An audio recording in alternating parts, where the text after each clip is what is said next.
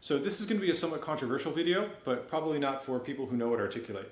On clarinet, you have to stop the reed with your tongue. If you do not do this, you will never develop your articulation properly.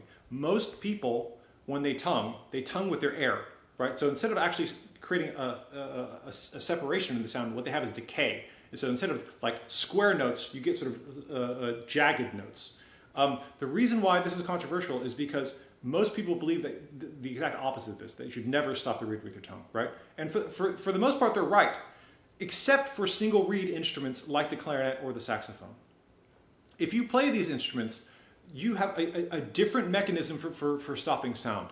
You have a vibrating material, the reed, going against a non-vibrating material, which is the mouthpiece. What that means is that our breaks suck, right? This is not like double reed instruments where you have two vibrating materials going against each other, hence the double reed part. It's not like brass playing, in which you actually have to create the sound by buzzing, and then any articulation practically stops the buzz instantly, right? It's not like flute playing. I don't care about the flute. Whatever. I'm just saying that this is very unique to us. And if you are telling people that you should never stop, okay, follow me down this road, okay? If you should never stop the reed with your tongue, then the opposite of that statement should also be true, right? That's just sort of how logic works. There are two mechanisms for creating separation on a wind instrument. You can either use your tongue or you can stop blowing, right? So if I say you should never stop the reed with your tongue, that means you should always stop the sound with your air. Think about that for a second, right? I'm going to play a very fast articulated scale. Is there any possible way for me to stop my air after every single one of those notes? No. So what I'm saying is this is a mechanism that you already do, but you just don't apply it for a shorter note, for a longer note.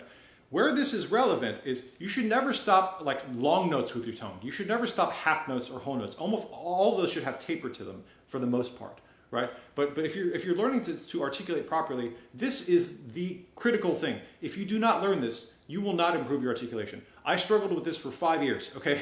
And I'm telling you, you have to do this. There's no substitute for it.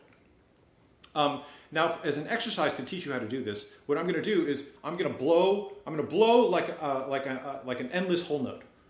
Air should be supported in articulation, but it really shouldn't do anything other than support in articulation.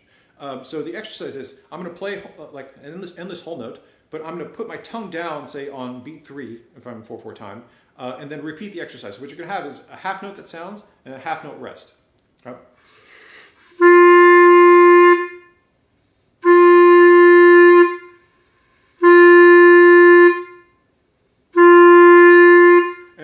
Teaching you is that feeling of back pressure, right? That feeling of blowing, having your tongue against the reed, but there's no sound actually happening.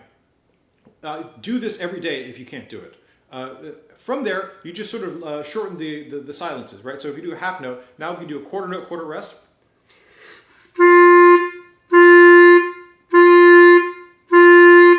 Then you can do like an eighth note, eighth rest.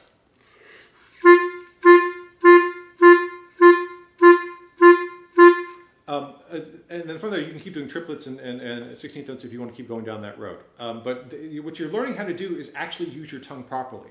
I'm going to get into speed in another lesson, but this is the very first step of developing good articulation.